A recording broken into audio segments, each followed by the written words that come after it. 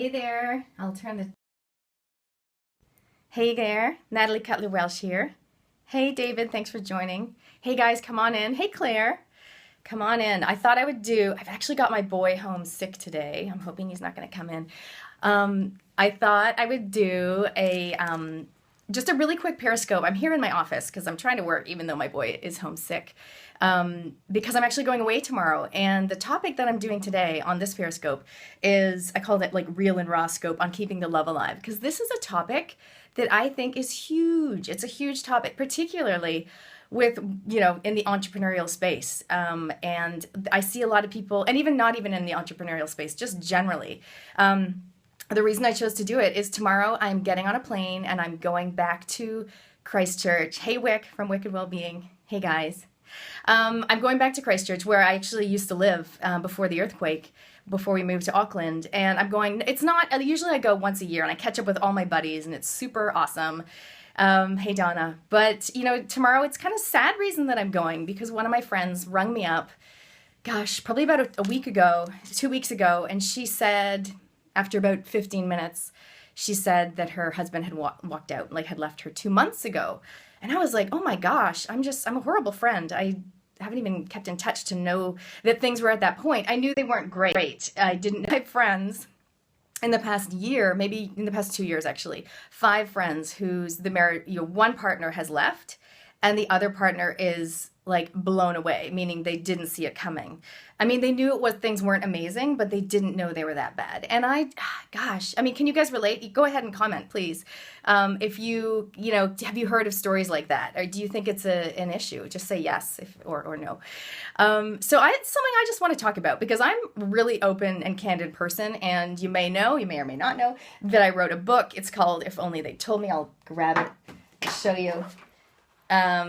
My book, If Only They Told Me, it's about parenting, but for me, it came from a place of wanting to talk about the relationship, which nobody really talks about. They talk about like changing diapers and stuff like that, nappies, and starting solids, but they don't really talk about the relationship. That's what I wanted to talk about. And so that's really what I want to talk about today as well, is just, some things you can do to kind of like future-proof your marriage, when you're running a business. It's so easy to get overwhelmed. Am I originally from Australia? No, Canada. Yeah, my accent is Canadian. I've got a selfie stick today. I'm still shaking with this selfie stick. I'm not very good at it. No, my accent is Canadian. I'm living in New Zealand, and it is sunny at the moment. There's my dream board. Can you see my dream board in the background? My vision board. So awesome. Hey, thanks for the hearts, guys. That's awesome. You can ask questions. I'm not I don't even do like relationship stuff. I'm not even a marriage counselor. I just really care about this stuff. So that's why I'm talking about it. I know. Hey, relauncher. Yes, stunning day. That's cool. I know my dream board is so good. I had an amazing consult, just a little side note. I had an amazing consult the other day. Here, I'll flip you around. And she was talking about, hang on. Here we go.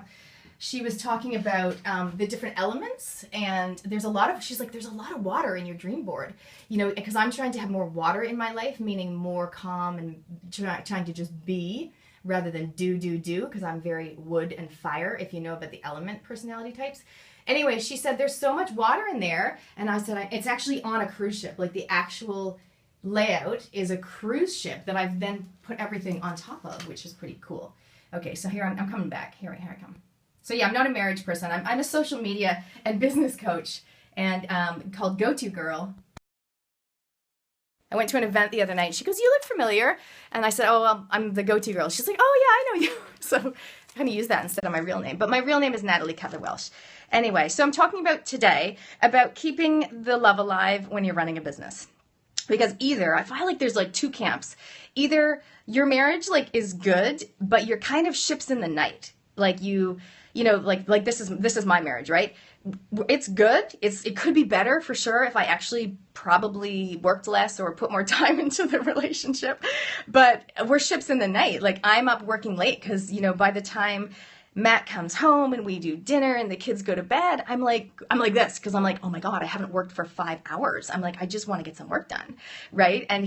So he ends up going to bed early because thank you for your question. I will come back to it possibly if you can ask it again in a few minutes. That'd be awesome. Yeah, so he gets up early. He does the like meditation, running, 5 o'clock in the morning thing, and that's just not my style. So I go to bed at like 11:30. He goes to bed at whatever 10. Ships in the night. The other situation I see a lot of is where the marriage is strained because one partner is not supportive of the business. Okay, so you just, you can, if you want to, you don't have to, you can type yes if you relate to that, or totally relate, or some sort of comment. So for my relationship, he is so into the business. He's awesome. And he's so enthusiastic about me loving it and earning more so that he can work less. That's great. I just feel like I'm still working too hard and not spending enough time with Matt, away from the kids, right? Because that's a different type of time. The other situation is where the partner is just going like, when are you going to get a real job, right? So they're either going like, are you done with this hobby? When are you going to start either earning some serious money or get a real job? Like, they're just not on board with you. And so you feel like, as a business owner, you are kind of doubting yourself anyway, as you go through the journey. And then you've got your partner doubting you too, which, I don't know how that feels, but I see a lot of that around me. So I just want to say I feel for you. That's tricky. So here are my tips from my research that I've done for my book, from the women that I've seen. Okay, somebody's saying they just got out of an emotionally abusive relationship of 3 years. Yeah, you know what? I've got a fundraising event coming up. I'm helping to raise money against domestic violence here in New Zealand, which is actually a huge problem.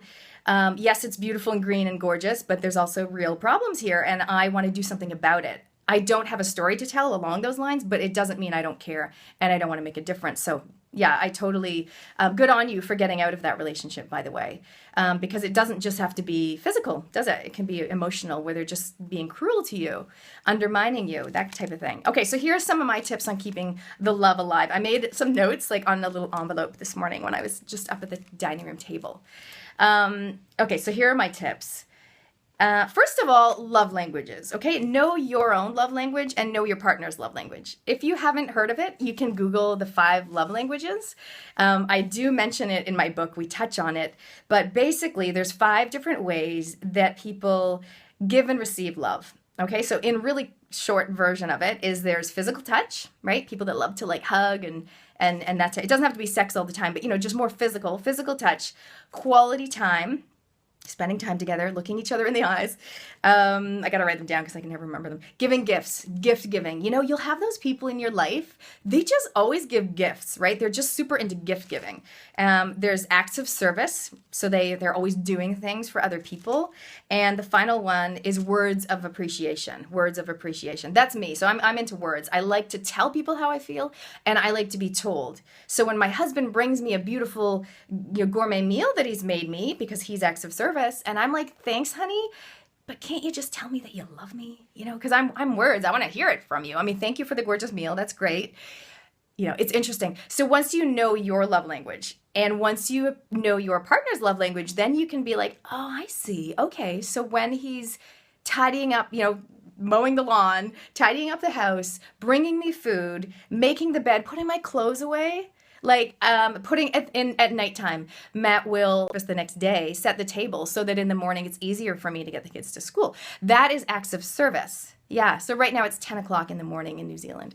So that's acts of service, which is really cool. But I'm words of appreciation. So I desire to be told how awesome I am and that he loves me and all that kind of stuff, which he does as well. So it's really a situation of knowing what you are, knowing what your partner is, and then trying to not meet halfway, but trying to do a bit more. So for me to show Matt love, yes, I can tell him I love him. That's great.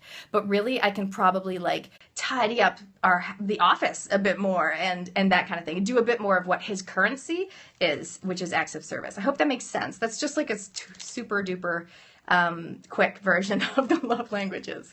If you know what love language you are, then yeah, go and comment. Thank you for the hearts, by the way, speaking of love. Go and comment, and if whatever love language you think you are, based on my amazing description, you maybe will be able to figure it out. But if not, if you Google the 5 love languages, then there's a survey thingy that you can do to find out more about that. I've actually done a podcast all about that as well. So I've got a business podcast, which is called Go To Girl. And you can listen to that. 91 episodes. 91 episodes. I'm going up to 100. I'm almost at 100. Okay, so my next tip for keeping the love alive is, I love this tip, is to have a love budget. Okay, so have a separate bank account or like simply a jar that you, like a jar that you have on the bench that you put, I don't know, like $10 a week or something like that into the bank account or into the jar. And then when it comes to having some time together, you don't feel like you can't afford it, right? You don't suddenly go, oh, dinner, so expensive, babysitter, can't do it. You actually think, well, we've got this, $200 sitting here. So yeah, never go to bed mad. I've heard that. Yeah, thank you, Elvis. That is a good tip. But it's tricky when your ship's in the night and one goes to bed before the other one. Gosh, did you see Trainwreck? You know that movie Trainwreck? And they were having that fight, and she's just going on, and he's got this, he needs to do surgery the next morning. Anyway, it's not good. It's not good. So yeah, never go to bed mad. But if your partner has something really important the next day, like let's say you've got a webinar and your hubby's going like trying to solve the disagreement, and you're like, babe, I just need to sleep. Because sometimes you just need to sleep. I mean, I hear you with the don't go to bed angry, but you got to respect each other's, responsibilities the next day, if you know what I'm saying. Okay, great. So I was talking about the love budget. So have money, set it aside so that when it comes time for date night, or for what we do once a year, a staycation, which is getting a hotel room in the same city where we live and putting the money towards that, which is pretty awesome. So have a love budget. Okay, so that's a pretty cool tip.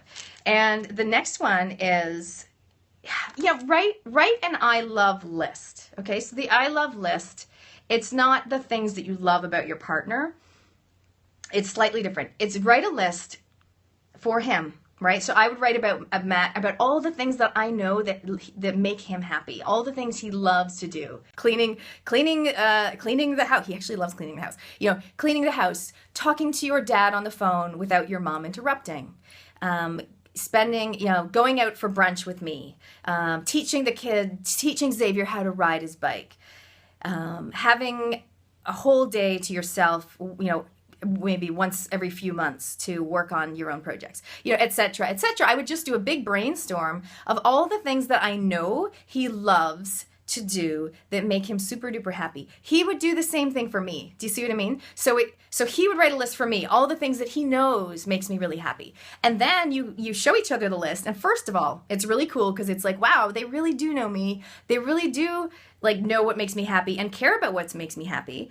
And then thirdly, it's like, okay, now as a team, because we're on the same side, right? You got to remind yourself of that sometimes. Now as a team, let's figure out how we can do lifestyle design, how we can tweak our lifestyle to make sure we do more of that stuff, right? So make sure that, Matt gets more conversations with his dad or whatever. Or for me, make sure I get more opportunities to go for a walk by myself with no children at my own pace or whatever, or go out with my girlfriends to the movies or whatever, to see Trainwreck. So whatever it might be. So just make sure that it's really cool. It just is like, wow, they really know me. They haven't forgotten, because sometimes you can get so caught up in, particularly if you have kids, in like the logistics and the kind of like, ooh, pick Ruby up from hip hop, and then Jonah's got Kias, and I'm going out tonight, and the logistics, right? And you kind of forget to even spend time together. So by realizing what makes you each happy and then tweaking your lifestyle, because you know what, you can do that, especially as an entrepreneur, right? We've got the power to be like, you know what? Every second Tuesday of the month, Matt and I are going to meet for brunch. Done. And we just book it in, and it's a regular. Because you can do that when you work for yourself. That's one of the joys of being your own boss. The trap I fall into is thinking like, ooh, I got to work all the time. I got to be making money all the time. But when you get residual income coming in, which is really cool, which is something that I help people with, is then you feel like you can go out for lunch with your husband and you're actually making money while you're out for lunch. I mean, it's the coolest thing ever. Or go to the beach, walk the dog, make money while you're doing that. So, I think it's just important to basically make the time, book it in, because otherwise the months the time just flows by. I'm almost at the end of my little spiel about keeping the love alive. For people that have come on recently, so I'm the go-to girl for women entrepreneurs, and I love working with fabulous and focused women entrepreneurs and helping them to get the word out. Yes, it's using social media, but it's so much more than that. I really want to help them, have the lifestyle that they love, and part of that is having time for their partner. And the other little tip I've got is to treat your partner the way you do your kids. Not everyone's got kids, I get that. But I know people that do, and I do this myself. I'm like, oh, hello, Ruby, my sweet angel, kiss, kiss, hug, hug, Oh, and I'm like smothering them with affection, and I'm like listening to everything she's saying, And then I'll be like, oh, hey, Matt, It's like, poor guy, right? Money means nothing if you don't have family around you. Elvis, you are on it today. Yes. Hey, so... like sometimes I'm like, that energy and the attention and the affection that you give to your kids, not all the time. I totally get that sometimes you're like me and on the laptop and kind of listening and not.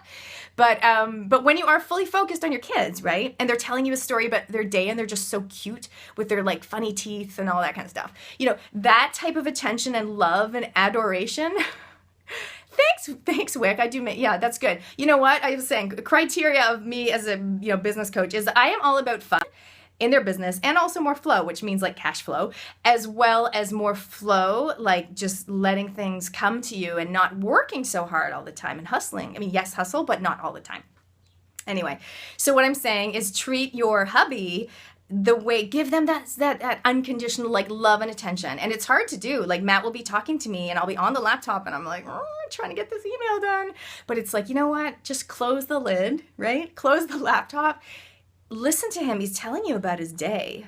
And I'm so bad because I'm kind of like, I'm always trying to solve, because I'm an entrepreneur with all the ideas. I try to solve his problems. Like he's just telling me about his day. I'm like the man, that the husband traditionally tries to like solve the problem and the wife's like, no, I just want to talk.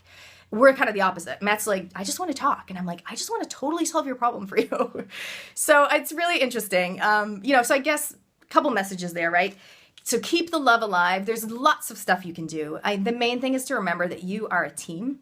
And hopefully your partner supports you in your business venture. And if they don't support you, maybe you guys have some tips about that, because I don't have that experience myself. But I know that if you're in that situation, it can be super duper hard. But hey, if you want to have more amazing discussions like this, then for those of you who are women, and if you're watching the replay as well, thank you so much. I'd love to invite you to join my mastermind group. So I have this amazing mastermind group, the Go-To Girl group. It's an online community, focused and fabulous women entrepreneurs. And if you want to come on in and yes, get the latest and greatest on social media, because that's what I love to do. But we also talk about like the big picture of running a business, right? The kind of behind the scenes stuff like we've been talking about today. And I have guest experts that come in, and I do a Q&A coaching call once a month, and I have checklists and challenges that I give you and all that kind of good stuff. So you can check that out, gotogirlsocialmedia.com/MM, which stands for Mastermind Group. If you want to check that out, that would be awesome. And hey, thanks for listening. Thanks for joining me on this Periscope. I know I talk really quick. I was trying to like slow it down just a touch. Oh, Julie, I'm just wrapping up, but thank you for coming. So I was talking about how to keep the love alive in your relationship when you're running a business. I mean, it's hard anyway, right? That's why I wrote my book, because people were like going, wow, this whole like marriage thing is tricky. And it is, right? And like I said at the start, I'm heading down to help my friend pack up her house and move out because her husband left and she had to buy a new house and they're downsizing and she's got like a 4-year-old boy and it's just not good. So I'm like, I just want to do what I can to help everyone realize, okay, you know what? First of all, it's okay to find it hard in the marriage because like no one ever talks about that stuff, right? This is, again, little promo for my book. If Only They Told Me. It's on Amazon. It's really funny. It's really funny. Me and Jackie, my co-author. But we give you the real deal and we give you some awesome actionable tips as well. Because it's tricky. It's harder than everyone ever told you. But there's some things you can do to make it awesome and to just remember that you are part of a team. And the number one thing is like giving each other love, right? And if you understand the love language and you make some time for it and you put some money aside for it, because a lot of the time it's money stress, you know, with the love budget that I talked about, then it can just make things flow a lot better. Awesome. Okay, I'm going to wrap it up. Great. I hope you enjoyed that. I have on YouTube, I do have a couple of other, maybe 5 or so other Periscopes that I've done on a range of topics. I talk about juggling the mother load. I have business tips in the park. It was a windy one that I filmed. Anyway, hope you enjoyed that. Thanks for staying on so long. I'm gonna go. But if you have any suggestions about topics you want me to cover, social media, business, life, love, then definitely send me a message. Private message on Facebook is totally the best way to get hold of me. GoToGirl social media on Facebook, and I will see you there. And I hope to see you also, if you're a woman entrepreneur, in the GoToGirl Mastermind group. Awesome. See you guys. I'm going to flip it around so you can see my... There we go. And there is the website. See you guys. Thanks so much.